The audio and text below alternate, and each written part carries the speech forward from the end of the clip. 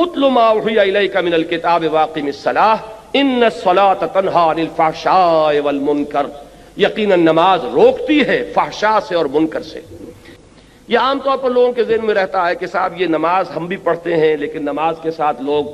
420 بھی کرتے ہیں، نماز بھی پڑھتے ہیں جھوٹ بھی بولتے ہیں، نماز بھی پڑھتے ہیں بلیک مارکیٹنگ بھی کرتے ہیں، نماز بھی پڑھتے ہیں یہ بھی کرتے ہیں۔ یہ ہے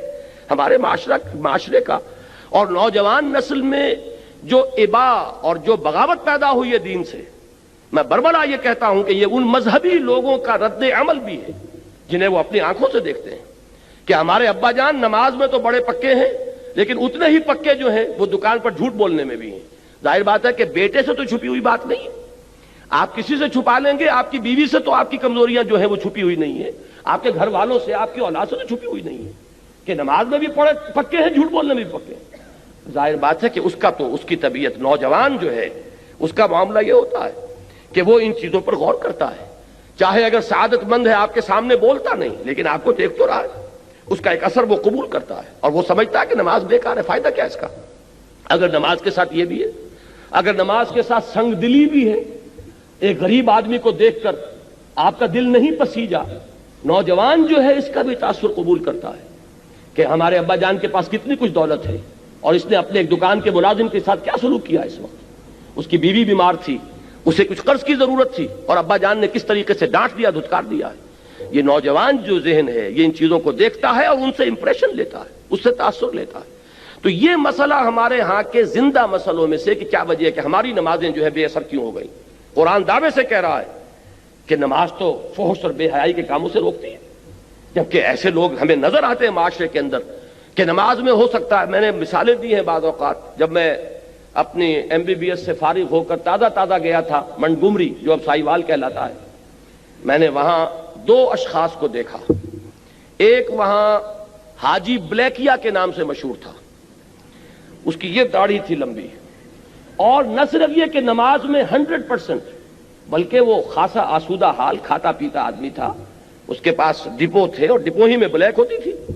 تو وہ اذان بھی خود جا کر دیتا تھا، 5 وقت کی اذان وہ شخص دیتا تھا۔ یعنی جہاں تک عبادت کا تعلق ہے، یہ ایک صاحب سائیوال کے بیٹھے ہوئے سر ہلا رہے ہیں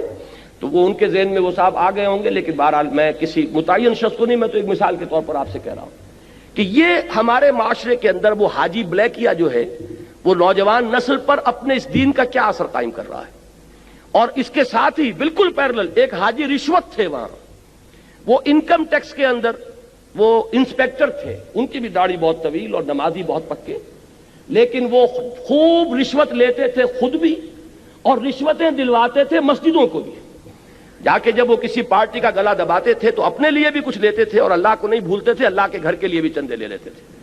یہ ہے ہمارے ہاں کی وہ دینداری کہ جس کی وجہ سے واقعہ یہ ہے کہ نوجوان نسل میں اگر دین سے دوری ہوئی ہے تو اس کے کچھ اسباب ہیں۔ اے باد صبا ہی ہمارے تست، یہ ہمارے اپنے کرتوت ہیں کہ جس کی وجہ سے نوجوان نسل میں بغاوت پیدا ہوئی ہے۔ وہ کیوں ہے؟ وہ اسی وجہ سے ہے کہ یہ نماز رہ گئی رسم اذاں، روح بلالی نہ رہی، پوری زندگی کے ساتھ اس کی کوئی کوآرڈینیشن نہیں ہے،